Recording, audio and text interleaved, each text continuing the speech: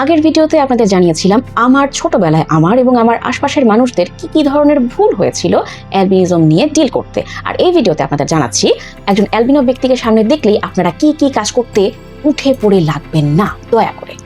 Number 1, অবশ্যই এবং অবশ্যই ছবি তোলার জন্য ব্যস্ত হয়ে যাবেন না, এবং অনুমতি ছাড়া তো নয়, এতে আপনি তার সোশ্যাল অ্যাংজাইটি বাড়িয়ে দেবেন।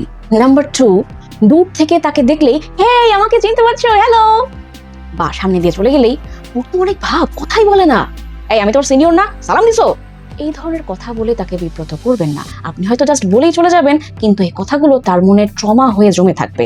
মেলানিনের অভাবে তার চোখে এই ক্যাপাসিটি নেই যে দূর থেকে আপনার চেহারা দেখে আপনাকে চিনতে পারবে সে, এবং অন্ধকার রাস্তা বা তীব্র রোদ, তীব্র আলো, এসবের কথা তো বাদই দিলাম। নাম্বার 3, এই তুমি সব জায়গায় কি ছাতা নিয়ে ঘোরো, ক্যাপ পরা লাগে, সানস্ক্রিন দেওয়া লাগে তোমার? এই কথাগুলো জিজ্ঞাসা করার কোনো দরকার নেই, কারণ এই প্রোটেকশনগুলো আপনার জন্য না হলেও তার জন্য অবশ্যই ম্যান্ডেটরি। সূর্যের তীব্র আলো, অতিবেগুনি রশ্মি, এসব থেকে বাঁচতে তার এই জিনিসগুলো একদমই প্রাত্যহিকভাবে দরকার। নাম্বার 4, এই এত কাছ থেকে দেখতেছো কেন, তুমি কি কানা, চোখের পাওয়ার তো কমে যাবে। দরকার নেই তাকে বলার, কারণ সে ঠিক এইটুকু ডিস্টেন্সেই লেখা করতে পারে।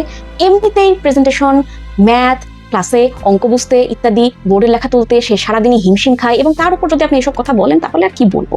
নাম্বার 5, এবং তাকে এমন কোনো জটিল সূক্ষ্ম টাস্ক দেবেন না যেটাতে দৃষ্টিশক্তি অনেক বেশি ব্যবহার করতে হয়, যেমন শুয়ের ঘরে সুতা পরানো, ছোট ছোট ফন্টের লেখা দেখে বোঝা, দূরের সাইনবোর্ড দেখে রাস্তা চেনা, এবং অনেক ক্ষেত্রে কাচের গ্লাসে পানি ঢালা, জগে পানি ঢালা ইত্যাদি। আপনি চশমা ছাড়া ঢালতে যান, দেখেন আপনার পরে কিনা, পড়বে, আপনারও পড়বে।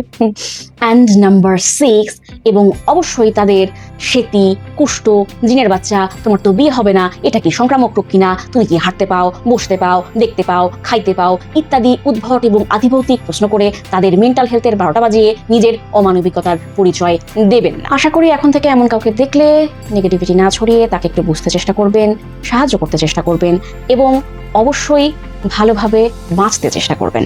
আপনি যদি এখনো অ্যালবিনিজম এবং সেটিকে গুলিয়ে ফেলেন তাহলে আমার এই ভিডিওটা দেখতে পারেন, কমেন্ট সেকশনে ভিডিও লিঙ্ক দেওয়া থাকবে। আসুন পৃথিবীতে একটু সুন্দর করে বাঁচতে চেষ্টা করি। ধন্যবাদ।